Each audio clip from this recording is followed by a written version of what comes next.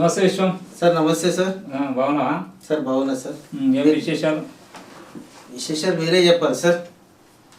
ఏం లేదు విశ్వం, ఈ రోజుల్లో ప్రేమలు నిజమైన ప్రేమలేనా? ఎందుకు వచ్చింది సార్ ఆ డౌట్? ఏం లేదు, మొన్న మా స్నేహితుడు ప్రకాష్ వాని కూతురు వేరే క్యాస్ట్ అమ్మాయిని ప్రేమించింది.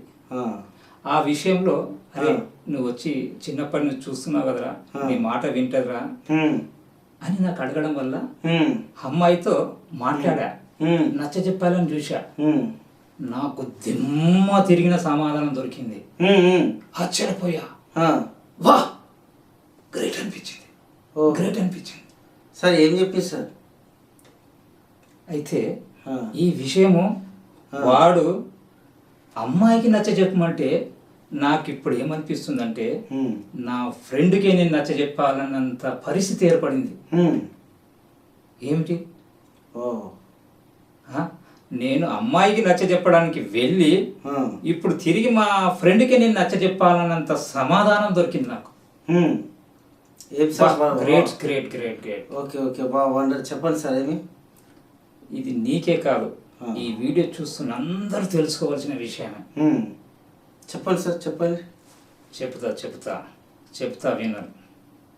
అంకుల్ అంకుల్ ఈ అబ్బాయి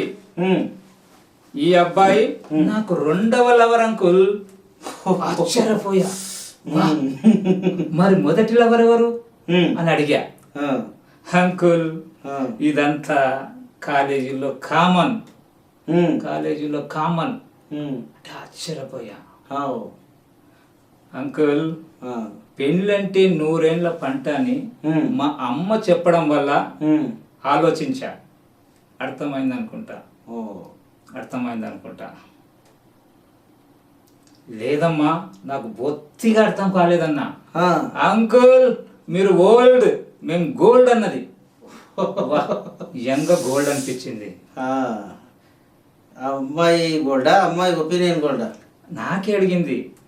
ఈ రెండిటిలో దేనికి విలువో దానికే ఓటేసా అంకుల్ అన్నది. ఆశ్చర్యపోయా. నా జీవితాన్ని నా చేతుల్లోనే ఉన్నతంగా తీర్చిదిద్దుకోవాలని ఆలోచించా.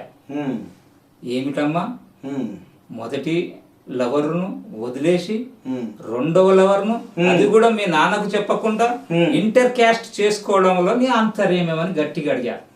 అంకుల్ జీవితం నాది, మా నాన్న నన్ను పెంచాడు, పెద్ద చేశాడు, కానీ నా జీవితాన్ని నేను చూసుకోవాలి కదా. నాకు సాఫ్ట్వేర్ ఉద్యోగం వచ్చింది, 20 లక్షల ప్యాకేజీ కూడా ఉంది. మరి 40 లక్షల ప్యాకేజీ వాడితో ప్రేమించడం తప్ప మొదటి వాడికి ఇంకా ఉద్యోగమే లేదు, అందుకే పక్కన పెట్టా. వాడికి ఉద్యోగం వస్తుందో రాదో తెలియదు, ఏదో ఆకర్షణ ప్రేమ వల్ల ప్రేమించాము, తిరిగాము, అంతేగాని నా జీవితాన్ని నేను చూసుకోవద్దా అంకుల్? అందుకే 40 లక్షల ప్యాకేజు, ఉన్నతమైన కుటుంబము, అందుకే ఇంటర్ క్యాస్ట్ అయినా సరే అని చెప్పి నేను ఒప్పుకున్నా. మరి తల్లిదండ్రులు ఎలా ఉన్నారు? బ్రహ్మాండంగా ఉన్నారు. ఒక అతను లాయరు, ఒక ఆమె హెడ్ మాస్టరు. ఇంకేం కావాలి? ఆడపడుచులు లేరు, ఎవరు లేరు, ఒకడే కూతురు, ఒకడే కొడుకు, ఆస్తులు బాగానే ఉన్నాయి. మరి ఇప్పుడు నాకు అందగాడు, పైగా బాగా చదువుకున్నాడు, నాకంటే ఇంకా ప్యాకేజు. ఇప్పుడు అంకుల్ మీరే చెప్పండి, ఇప్పుడు నేను ఎవరికి వేయాలి ఓటు? బా అమ్మా నువ్వు చాలా తెలుపరులు అమ్మా, నీలాంటి వాళ్ళు ఉంటే సమాజం బాగుపడుతుందని నాకు అనిపించింది. నిజంగా సరే నీ జీవితం నీది, ప్రకాష్ గారికి నేనే చెప్తా ఆల్ ది బెస్ట్ అమ్మా అని అన్నా. మరి ఈ రోజుల్లో ఈనాటి ప్రేమలు ఇలాగే ఉండాలంట విశ్వం? సార్ మీరు చెప్తుంటే నాకు చెమటలు వచ్చేస్తున్నాయి, ఆశ్చర్యం అనిపిస్తున్నది. ఈ అమ్మాయిలని అబ్బాయిలని ఇలాంటి ప్రేమలు ఇలా ఉండాలంటే ఏం చేయాలి? మొదటి లవర్ని ఎందుకు ప్రేమించింది, ఎందుకు వదిలేస్తుంది? ఎంత విన్నాను కదా, చెప్పింది. అదే అంటున్నాను సార్, నేను అదే అంటున్నాను. అమ్మాయి నీకు దండం తల్లి, ఇప్పుడు అబ్బాయి ఏమైపోతాడు చెప్పు? దేవుడు అయిపోతాడు. ఏమైతే నాకేంటి? నా కుటుంబము, నా జీవితము నేను తీర్చుకోవాలి కదా. నీకా ఉద్యోగం లేదు, నాకా ఉద్యోగం ఉంది, నా జీతం మీద నువ్వు బతుకుతావు అంటున్నావు. మరి రేపటికి ఏమైనా కష్టాలు వస్తే అని నేను ఆలోచించా. స్వార్థం చూసుకున్నాం. స్వార్థం అంటే ఈ రోజుల్లో మరి ఎవరి స్వార్థం వాళ్ళు చూసుకోవాలి కదా అంకుల్. రేపటికి ఖర్చులు, ఈ రోజు కార్పొరేట్ హాస్పిటల్స్ ఉన్నాయి, కార్పొరేట్ విద్య అయిపోయింది. చిన్న ఎల్కేజీలు వేయాలంటేనే 4 లక్షలు కావాలి. మరి ఎక్కడి నుంచి తేవాలండి? అతనికి ఉద్యోగమే లేదు, ఎలా పెళ్లి చేసుకోమంటారు చెప్పండి. అందుకే నా జీవితాన్ని నాకు ఉన్నతమైన వాడు దొరికిండు కాబట్టి నేను ఓకే అన్నా. తప్పేముంది ఇందులో? ఉన్నతమైన వాడు దొరికిండు. అవును, మరి గుణంలో ఉన్నతుడా, ఆర్థికంగా ఉన్నాడు. కులంతో మాకేమండి? కులందేమున్నది? ఇద్దరు అమ్మ నాన్నలు ఉన్నారు, లాయరు, హెడ్ మాస్టరు, ఆడపడుచులు లేరు, ఇంకా కులంతో మాకేం సంబంధం? ఎవరన్నారు? ఈ నేడు సమాజంలో కులంతో ఏమండి? మేము హ్యాపీగా ఉంటే చాలు కదా. ఓకే, కులంతో సంబంధం లేదు, మనుషులంతా ఒకటే, నేను ఏకీభవిస్తున్నా. కులంతో సంబంధం లేదు, ఓకే, చేసుకోవచ్చు, తప్పు లేదు. మరి మొదటి అమ్మాయిని ఆ అబ్బాయి ఏమైపోవాలి? ఆమె స్వార్థం, ఆమె సేఫ్ సైడ్ చూసుకున్నప్పుడు అబ్బాయి దేవదాస్ అయిపోతాడు. అబ్బాయి లైఫ్ అంతా ఎంలా కలిసిపోతుంది.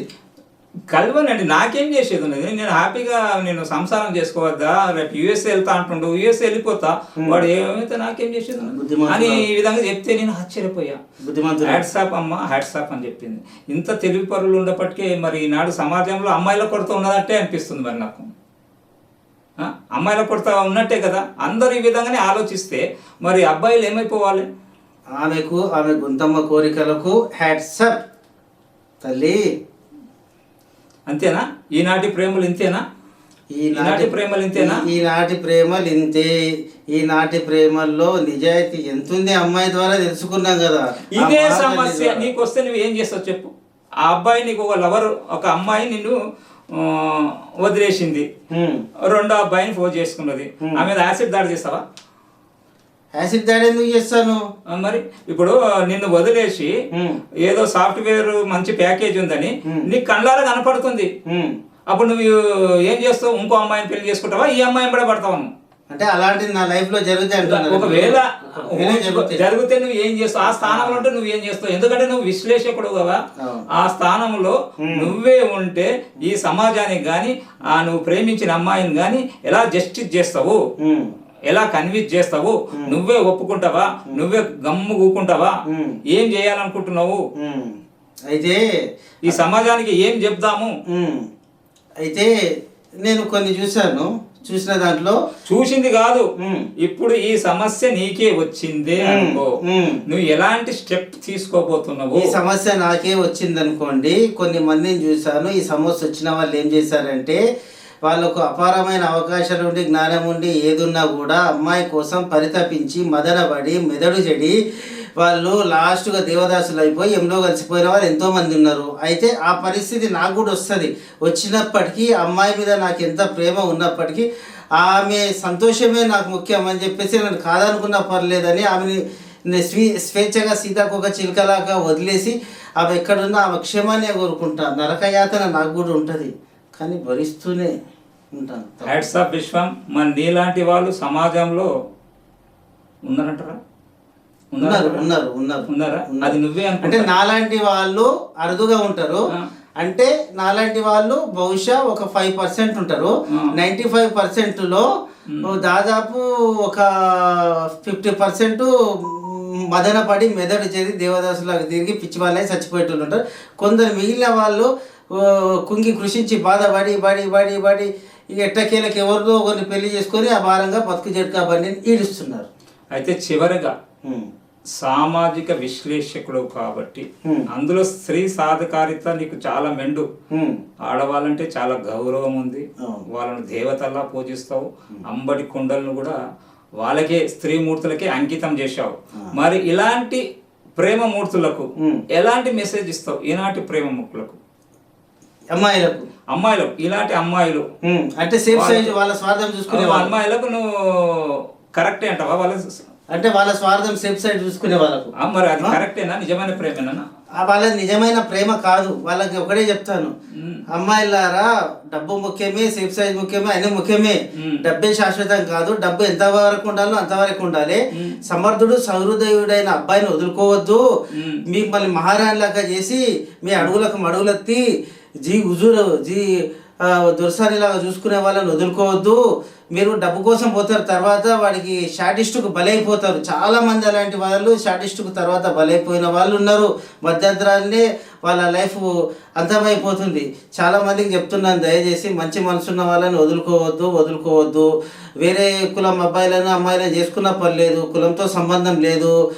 మంచి మనసు గుణాన్ని చూసి ప్రేమించాలి, కులం కాదు. కానీ ఇలా అబ్బాయిలని ఇలా చేయొద్దు అని వాళ్ళకు పాదాభివందనం చేసి మరీ చెప్తున్నాను నేను పర్సనల్గా. ధన్యవాదములు విశ్వం. ఈ సమాజానికి స్త్రీల పట్ల నీకున్న అభిమానానికి జోహార్లు.